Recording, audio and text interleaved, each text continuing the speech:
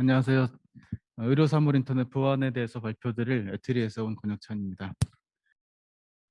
네, 다음과 같은 순서로 말씀을 좀 드리도록 하겠습니다. IOMT에 대한 간단한 소개인데요. 현재 병원에 있는 대형 의료 장비부터 시작을 해서 또 가정용 헬스케어 디바이스, 또 실제 어떤 체내에 삽입되는 인체 삽입형 의료기기, 또 어떤 복용하는 의료기기까지 해서 다양한 형태의 의료기기들 간의 연결성이 확대되면서 서비스가 수행되고 있습니다. 그러면서 연결성이 확대되면서 그에 따른 보안 위협도 증가하고 있는데요.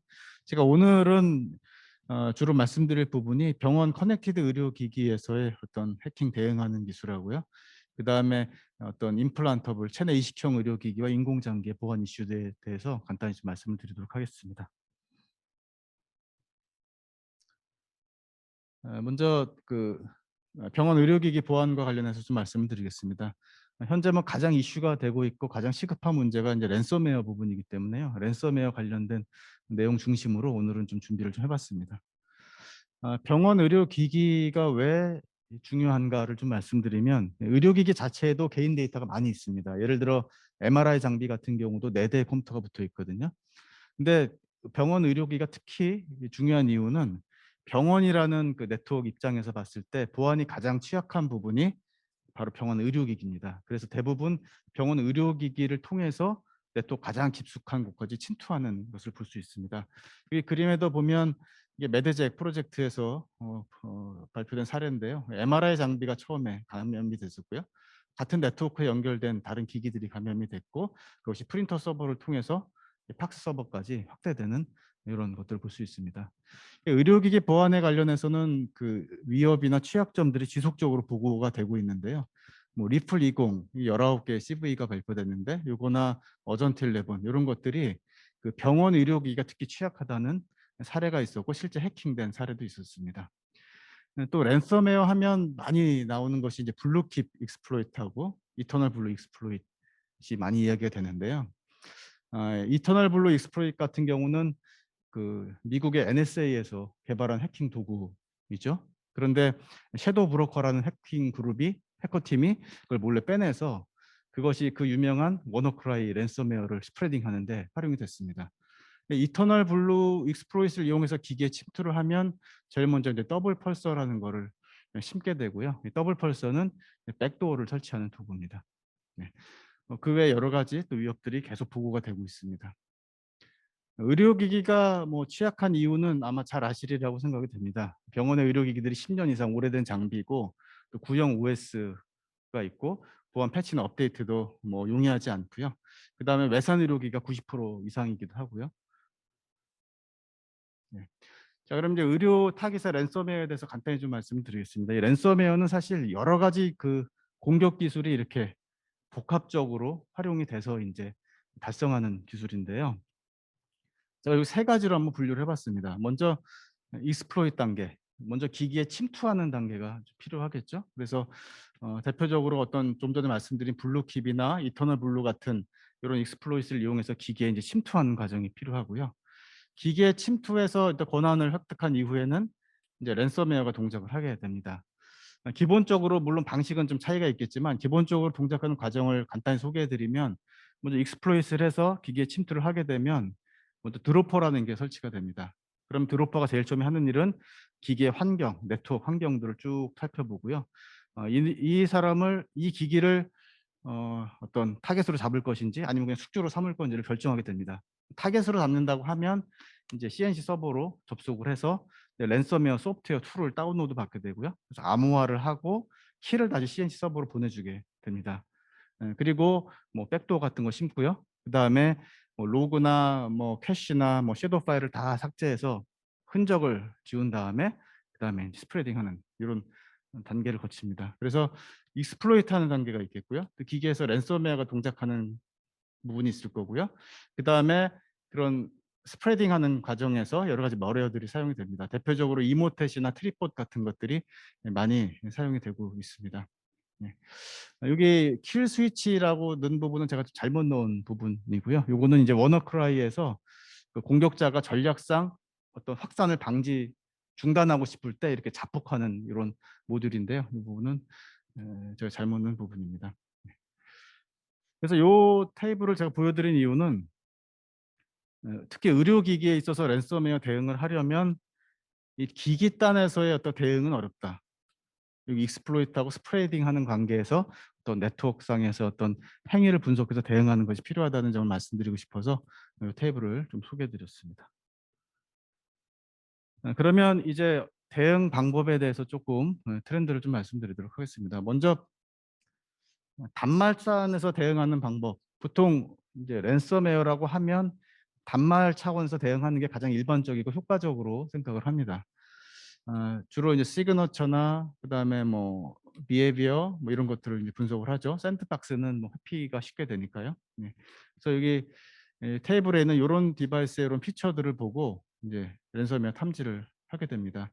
뭐 예를 들면 뭐 파일 IO 하는 패턴이나 뭐 프로세스 콜하는 시퀀스, 뭐 임포트 익스포트하고 그다음에 어떤 코드에 대한 CRC를 체크한다든가 뭐 이런 여러 가지 것들을 이제 수행하게 됩니다. 뭐 한 사례로 워너크라이 같은 경우에 보면 요 테이블의 상단에 이제 인크립션 전 단계에서 워너크라이가 하는 액션들이 좀 정리돼 있고요. 그다음에 인크립션 하는 과정에서 워너크라이가 하는 액션들이 있습니다. 요런 액션을 이제 비헤비얼 로그 형태로 만든 게 요거고요. 요런 정보를 갖고 이제 탐지를 하게 됩니다. 근데 이렇게 됐을 때 문제점은 알려지지 않은 공격이나 변종, 우회, 회피 공격 등에는 한계가 있겠죠. 알려진 시그너처만 가능하기 때문에 그렇습니다. 사실 워너크라이 같은 경우에 변종이 400개가 넘고요. 1년에 새로 발견되는 랜섬웨어의 종류가 수백만 개가 됩니다. 그러니까 알려진 공격을 시그너처화해서 대응하는 건 한계가 있습니다. 예를 들면 그 피처 중에 매직 바이트 같은 경우는 그 파일의 첫 번째 바이트가 암호화됐는지를 보는 거거든요. 근데 그 세르베르 같은 경우 그 랜섬웨어 같은 경우는 매직 바이트 첫 바이트를 암호화하지 않습니다.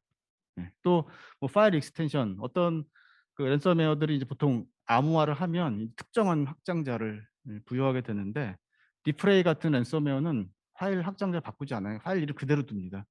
피해자는 뭐가 암호화됐는지도 모릅니다. 또 그런가 하면 그 페타야 같은 경우는 파일 암호화뿐이 아니라 아예 그 기기의 마스터 부분 레코드를 암호화시켜 버립니다. 그러니까 부팅 자체를 못하게 만들고요. 부팅을 딱 하게 되면 랜섬에 감염된 정보만 뜨게 이렇게 하는 것들도 있습니다. 그리고 또 단말단에서의 가장 큰 문제점은 의료기기 적용에 매우 제한적이라고 썼는데요.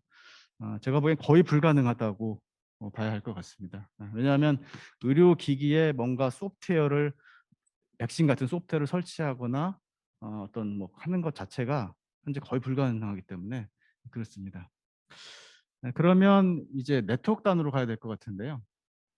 네트워크 단에서 이제 보통 탐지하는 방법은 이제 파일 해시, 그러니까 패킷의 해시 값이죠. 공격에 사용되는 부분의 그 해시 값을 탐지하거나 또 CNC 서버에 대한 정보, 그다음에 포트 정보, 그러니까 어떤 익스플로이트 할 때 사용되는 포트들이 있으니까 그런 정보 한 세 가지 정보를 주로 많이 봅니다. 그래서 랜섬웨어 네트워크에 탐지할 때는 이런 정보들을 좀 보게 되고요.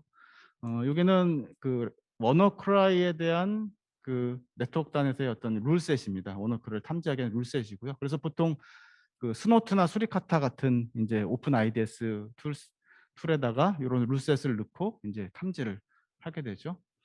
여기에도 기기랑 비슷한 이슈가 있습니다. 뭐 언노운 어택이나 우회 회피 공격 같은 걸 탐지하는데 한계가 있습니다. 뭐 예를 들어서 이제 CNC 서버의 정보를 본다고 하면 그 도메인 제너레이션 알고리즘 같은 거를 돌리게 되면 그 CNC 서버의 그 도메인 네임이 계속 바뀌거든요. 탐지가 쉽지 않고요. 또 어떤 랜섬웨어는 아예 CNC 서버에 접속도 하지 않습니다. 그러니까 키를 서버로 보내질 않아요. 그냥 기기에서 뭔가 힌트를 남기거나 이런 식으로 해서 처리하는 경우들도 있습니다. 그래서 현재 트렌드는 이런 시그너처 기반의 디텍션에다가 플러스로 AI 기반의 어노마리 탐지하는 방법들을 넣어서 이제 함께 이렇게 퓨전하는 방법 이런 부분들이 이제 앞으로 추세로 갈 거라고 생각이 됩니다. 그러면 관련된 뭐 기술들을 조금 소개를 좀 해드리도록 하겠습니다. 우선 이거는 해외 벤더의 솔루션이고요. 해외에서는 요 5개 업체가 좀 선두 그룹에 있는 업체들이라고 볼 수 있고요. 국내는 참고로 이런 쪽의 솔루션을 갖고 있는 업체가 없습니다. 특히 이제 탑3에 해당되는 게 이제 아르미스하고 팔로알토 네트워크스. 이게 원래 징박스 갖고 있는 솔루션인데 팔로알토 네트워크스가 이제 인수를 했죠, 재작년에. 그다음 메디게이트 이렇게 세 개사가 있습니다. 세 개사의 그 접근 방법은 아주 비슷한데요. 팔로알토 네트워크스 같은 경우는 의료기기에 있는 스위치에 이렇게 미러링을 해서 네트워크의 메타데이터를 클라우드로 다 보내버립니다. 그리고 클라우드에서 이제 빅데이터 AI 분석을 해서 좀 어노마리를 탐지하는 이런 방식을 쓰고 있고요. 메디게이트 같은 경우도 비슷한데 여기에서는 전용 장비를 사용을 합니다. 그래서 기기마다 앞단에 설치할 수 있는 장비도 있고요. 그다음에 서브넷의 라우터에 쓸 수도 있고 또 엔터프라이즈 네트워크를 다 관여하는 부분에 이 기기를 둘 수 있어서 요게 트래픽을 이제 바이패스하면서 거기에서 인제 필요한 패킷들에 대한 정보들을 수집을 해서 이제 클라우드로 올리는 방식입니다. 사실 저는 이제 이게 어떤 방식으로 얘네들이 탐지를 하는지 어떤 알고리즘 뭐 메커니즘을 쓰는지가 궁금한데 사실 전혀 공개가 돼 있지 않고요. 그리고 과연 의료 병원에 있는 어떤 민감 데이터가 포함된 그런 데이터를 외부의 클라우드에 올려서 분석하게 하는 게 현실적으로 가능한가 하는 요런 좀 퀘스천이 좀 있기는 합니다만 요런 어프로치들이 있습니다. 네. 근데 아직까지는 이 부분은 좀 초기 단계고요. 아직 국내 해외로도 뭐 엄청난 피해를 계속 입는 걸 보면 기술적인 솔루션은 아직 뭐 이렇게 장착이 안 된 거로 보이고요.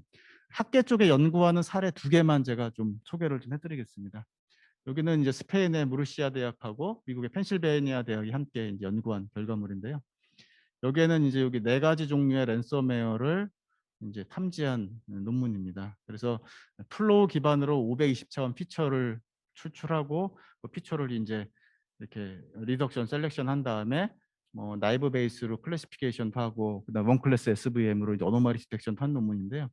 이 논문에서 인제 제가 의미 있다고 본 거는 사실은 인제 의료 분야에서 가장 어려운 부분이 병원 네트워크 실데이터 확보하는 게 가장 어려운 부분입니다. 사실 뭐 캐글이고 뭐 기덥 같은 데 아무리 찾아봐도 병원 의료 네트워크에 있는 데이터를 공개한 데가 없어요. 근데 얘네들은 이 아이스 프레임워크라는 거하고 연동을 해서 그 데이터를 좀 확보를 했습니다. 그래서 이 아이스라는 게 이제 인테그레이티드 클리니컬 인바이러먼트라는 오픈 소스 프로젝트인데요. 병원 네트워크를 구성해 주는 프로젝트입니다. 근데 여기에서 좀 의미 있는 게 의료 기기를 그 가상 의료기기를 만들 수 있게 해 줬어요. 그러니까 의료기기 시뮬레이터를 제공을 하는 거죠. 그래서 이 가상으로 이 의료기기를 구성을 해서 네트워크를 구성한 다음에 이런 랜섬웨어 감염시켜서 발생하는 트래픽들을 수집을 해서 데이터셋을 만들어 놨습니다. 그래서 그런 것들 활용해서 이 논문을 작성한 것을 확인했습니다. 네. 두 번째는 요거는 이제 의료기기 대상의 연구는 아니지만 요 솔루션도 뭐 어떤 의료기기 네트워크에 적용이 가능할 것처럼 스로 보입니다. 여기 보면 인제 멀티 타입 플로우 피처를 좀 사용을 했는데요. 여기 맨 아래에 이렇게 동그랗게 쭉 이어진 게 패킷입니다. 그러니까 첫 번째 피처 정보는 이 패킷의 시퀀스에 대한 어떤 특성 정보를 활용을 했고요. 그다음에 여기 쭉 이게 실선으로 된 화살표가 인제 플로우입니다. 그러니까 플로우에 대한 그 통계적인 특성들을 또 분석을 했고요. 그다음 세 번째는 여기 네모나게 된 부분이 인제 플로우 슬라이딩 윈도우인데요. 예. 여러 개의 어떤 플로우로 구성된 슬라이딩 윈도우의 그 환경적 특성들 이렇게 해서 세 종류의 피처들을 쭉 뽑아 갖고 이거를 인제 분석해서 어노마리 디텍션에 활용한 논문이 되겠습니다. 예.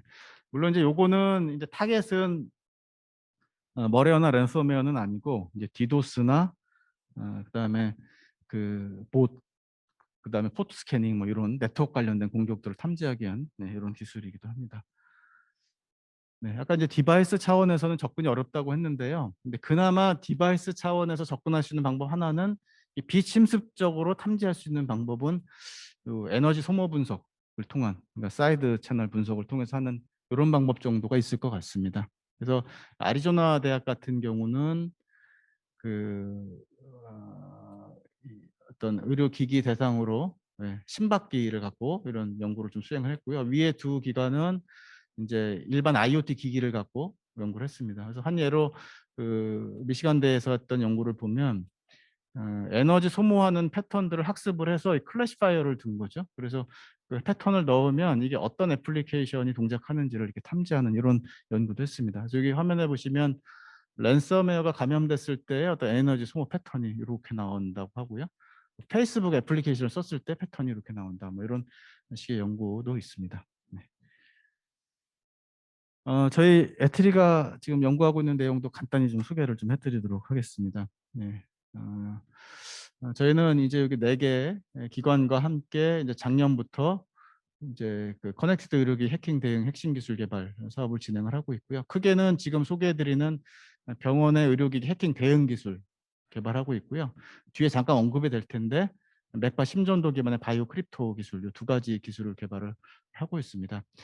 저희가 지금 연구가 진행 중이라 자세하게 소개해 드리기는 어렵고요. 인제 1년 정도 수행을 했습니다. 그래서 1년 정도 수행하면서 이제 병원에 모의 테스트 베드를 구성을 해서 뭐 데이터 셋도 좀 확보를 좀 했고요. 그다음에 가상 의료기기를 만들어서 해킹도 좀 해 봤습니다. 그리고 뭐 그냥 뭐 머신러닝하고 딥러닝 같은 거 써서 좀 뭐 모의 실험도 좀 구현을 좀 해 봤고요. 또 무엇보다 이게 그 데이터셋을 갖고 그 네트워크상에서의 어떤 그 이렇게 비헤비어를 분석하는 쪽의 연구를 지금 많이 하고 있습니다. 그래서 요게 인제 노말 데이터고요. 요게 페타야라는 랜섬웨어가 감염됐을 때의 어떤 네트워크 행위를 좀 시각화한 겁니다. 요거는 파워고스트, 요거 워너크라이 이렇게 분석을 했고요. 요거는 인제 엔트로피 분석을 해서 이 어떻게 발생했을 때 뭔가 어떤 패턴의 변화 같은 거를 좀 탐지를 했습니다. 요게 좀 디테일한 부분은 네 나중에 또 가시적인 결과물이 나오면 소개를 좀 해 드리도록 하겠습니다. 네 아직 연구 중이라서요. 요거는 저희가 인제 연구를 진행하면서 이제 고민했던 뭐 부분들인데요. 이 부분은 이제 생략하도록 하겠습니다. 그리고 여기 요 이슈는 인제 지금 기술적으로 인제 그런 랜섬웨어나 뭐 해킹을 대응하는 기술도 중요한데 또 하나 중요한 거는 이제 병원 네트워크를 보안을 고려한 설계하는 게 하나의 이슈입니다. 그러니까 병원이 뭐 이렇게 폐쇄망으로 구성되고 있고 이렇게 막 세그멘테이션 돼 있고 뭐 액세스 컨트롤 리스트가 있지만 실제 병원을 좀 가 보면요. 서비스가 중요하기 때문에 액세스 컨트롤 리스트를 다 풀어 놨습니다. 그러니까 병원 1 층에서 핑을 때리면 병원 10몇 층에서 응답이 옵니다. 그러니까 이 병원 자체가 이게 보안이 고려돼 설계가 되지 않으면 그 기술적인 접근도 필요하지만 또 보안이 고려된 설계도 또 필요하다는 말씀을 좀 드리고 싶습니다. 요거는 또 하나 인제 의료기기 식별과 관련되는 요 이슈인데요. 이 부분은 생략을 좀 하고요. 어 시 여기 미국 FDA의 의료기 보안 관련된 사이트를 좀 하나 제가 올려 놨습니다. 여기에 이런 다양한 자료들이 있거든요. 최신의 어떤 뭐 기기를 리콜하거나 어떤 취약점이 발견됐거나 또 이런 가이드라인 포스트 마켓 또 프리 마켓 의료기 가이드라인 이런 것들이 있으니까 참고하시면 좋겠습니다. 시간이 좀 제한돼 있어서 여기 그 임플란터블 체내 이식형 의료기기랑 그다음에 인공장기와 관련된 이슈는 제가 한 3 페이지 정도를 추가를 했는데요. 이 부분은 그냥 자료를 보시면 충분하실 것 같습니다. 네. 그리고 미래에는 어떤 이슈가 위협이 있을 건지도 한 2 가지 정도 정리를 해 봤는데요. 요것도 뭐 자료에 있는 키워드를 한번 찾아보시면 또 이해하시는 데 도움이 될 거라고 생각됩니다. 네. 이상으로 발표를 마치겠습니다.